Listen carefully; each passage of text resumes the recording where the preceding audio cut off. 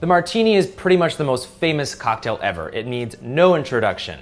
However, even though everybody knows it, there are about 1 million different ways to drink them. People like them shaken, stirred, up, on the rocks, olives, twist, dirty, dry.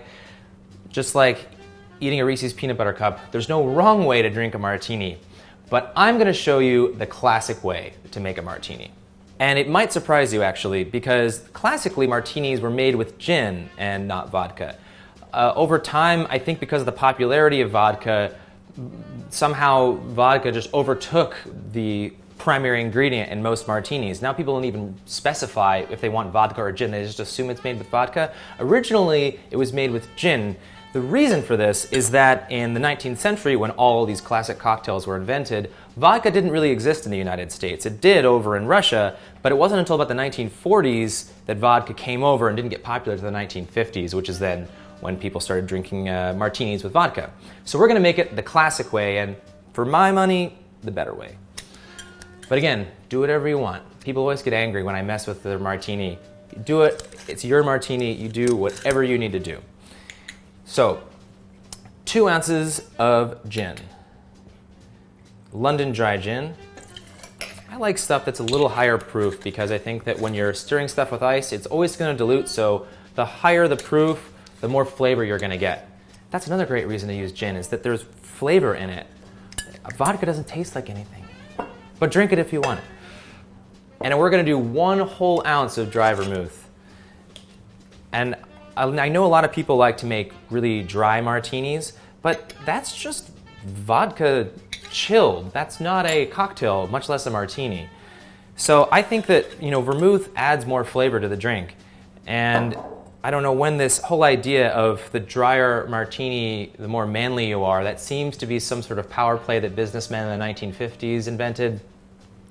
I don't get it. I think that knowing how to make a good cocktail or order a good cocktail and knowing why displays much more confidence, therefore much more manliness. But what do I know?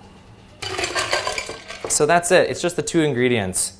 Of course, if you want to make a dirty martini, we'll use a little olive brine. We're not going to do that here. I like my martinis clean.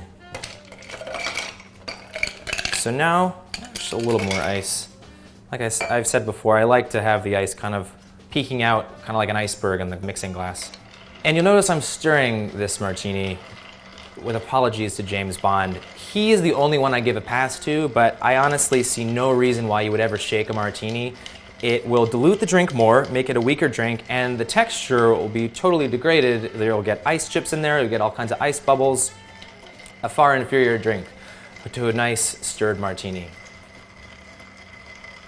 All right.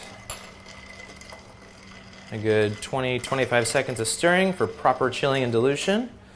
Let's get our chilled cocktail glass that I put in the freezer right before I started this. This is a coupe glass. It's not the Martini, the big V that you're used to seeing. I think that those are fine when they're small, although they're impossible to, you've probably spilled them more than you drink them. But also those giant 12-ounce glasses, I mean, can you even finish a 12-ounce Martini? And if you can, why are you even bother to spending the time to make it? Why not just, if you need to get that drunk, really just do us all a favor and drink some grain alcohol. So there, a perfectly made gin classic martini. You can do it with olives or a twist for garnish. I like doing them with a twist, but a simple green olive, I think, is the iconic garnish. And that's how you make a classic martini.